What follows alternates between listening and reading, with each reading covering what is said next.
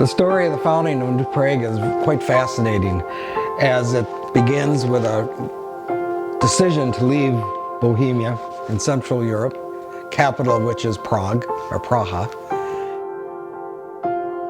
and made a claim and a stake which ended up being New Prague today. We talked about the first settlers dropping off of the Indian Trail at the Marushka farm and going west. If you follow that same creek, Sand Creek, and go south, you'll pass through the Ben Novotny farm. Sand Creek was named Fever River by the explorer Jean Nicolet in the 1600s.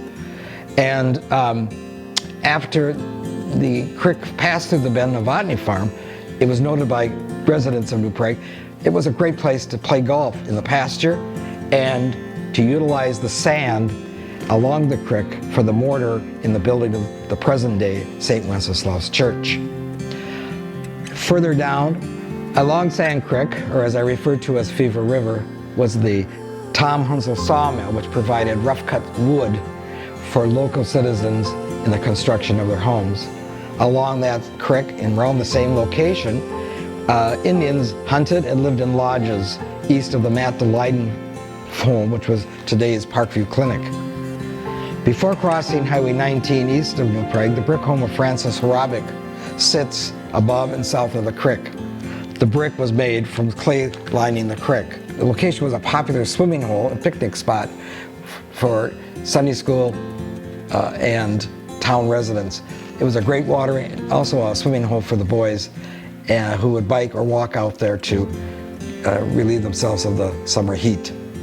It was also the location of the second post office before Horabik moved his post office to his store in New Prague.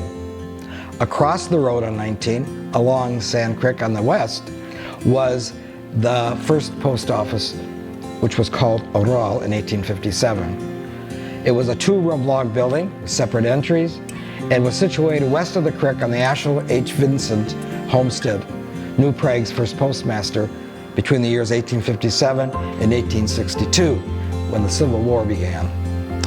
Again, that post office was called Oral, which means to plow or flowing in Bohemian.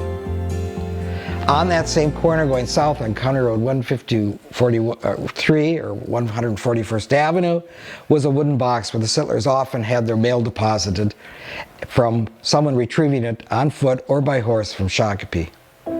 Following that road, which was called the Old Vesely Road, the Vondrasha gristmill was established around 1870. It was on the creek south of Highway 29 and 141st, and it was on the or near the Toby Marish family farm. Directly across the road on the east was the home of Ababel Moran Jr., built in 1875. It was the last home in Lucerne County to receive electricity. Its last occupant was Frank Moran, who died in the year 2000 at age 97. He was the son of Mr. Moran Jr. and Teresa Komish, and the last of the family members to live in the house. Frank Moran's grandmother was Angelique Skaya. She was born about 1826 in Cappadocia, or Pigs Island in St. Paul, and daughter of Chief Toma, or Toma, T-A-M-A-H, born in 1776 in Winona. The building was razed around the year 2000, and the logs were sold to a family in Montana. And there ends the story of New Prague.